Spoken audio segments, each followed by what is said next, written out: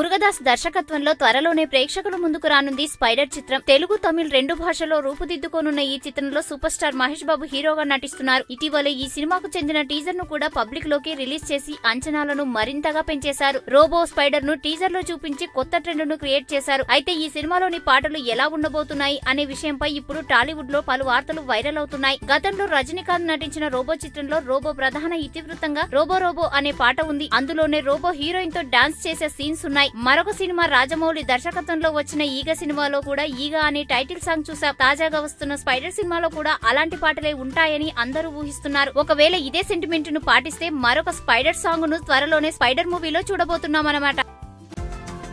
ఈ వీడియో గనుక మీకు నచ్చినట్టయితే లైక్ చేయండి, షేర్ చేయండి, సబ్స్క్రైబ్ చేసుకోండి.